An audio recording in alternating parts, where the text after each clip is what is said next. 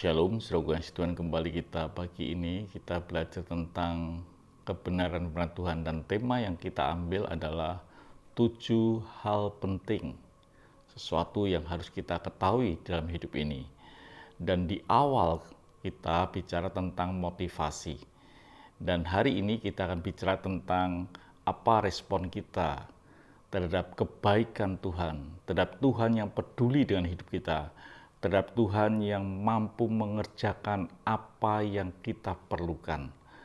Saudaraku yang kasih Tuhan, kita akan melihat, kita tahu bahwa kekayaan, harta yang kita miliki pada hari ini, itu datangnya dari Tuhan. Bukan dari kita, tapi datangnya dari Tuhan. Di Ayub dikatakan, katanya, dengan telanjang aku keluar dari kandungan ibuku, dengan telanjang juga aku akan kembali dalamnya. Tuhan yang memberi, Tuhan yang mengambil, terpujilah namanya. Jadi Ayub menyadari apa yang dia punya, kekayaan, anak dan segalanya itu datang dari Tuhan. Karena dia menyadari ketika dia datang ke dunia, dia tidak membawa apa-apa. Dan ketika pulang pun kita juga tidak akan membawa apa-apa. Jadi saudaraku kasih Tuhan, di dalam hidup ini kita harus menyadari bahwa semua yang saudara miliki itu datangnya dari Tuhan. Di dalam Amsal 10 ayat yang ke-22 dikatakan, berkat Tuhanlah yang menjadikan kaya, susah payah tidak akan menambahnya. Bahwa berkat-berkat ini yang kita miliki itu datangnya dari Tuhan. Semua itu datangnya Tuhan.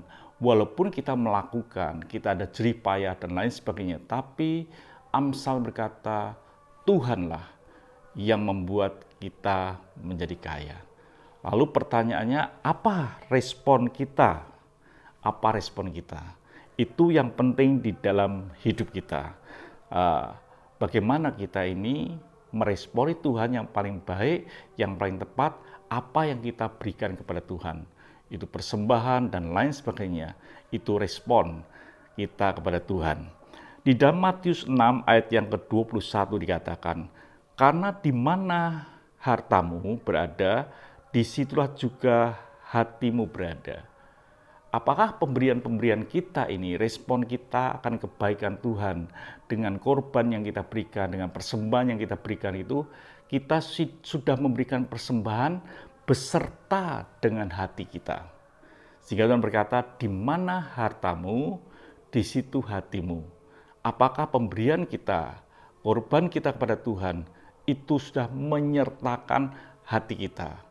Atau kita itu memberi asal-asalan saja, hanya sekedar saja, atau sedekah. Tuhan bukan pengemis yang minta sedekah. Tuhan adalah mempunyai kekayaan di dunia yang membuat saudara kaya pada hari ini. Apakah saudara sudah memberikan sesuatu kepada Tuhan beserta dengan hatimu? Kita akan lihat saudara dalam Yohanes 6 ayat yang ke-9. Di sini ada seorang anak yang mempunyai 5 roti jelai dan 2 ikan. Tetapi apakah artinya itu untuk orang banyak? Nah, anak ini dia hanya membawa bekal untuk dirinya sendiri. Tetapi ketika diminta 2 ekor ikan dan 4 roti, anak itu tidak dijanjikan apa-apa, tidak dikatakan bahwa nanti roti akan menjadi banyak, ikan menjadi banyak, tapi ketika diminta oleh Rasul, diberikan. Inilah sesuatu yang luar biasa. Dia memberi tanpa dia ngerti atau tanpa dia tahu ada sebuah janji atau tidak. Tapi ketika diminta, karena Tuhan membutuhkan, diberikan. Bagaimana dengan pemberian saudara dan saya? Apa disertai dengan janji?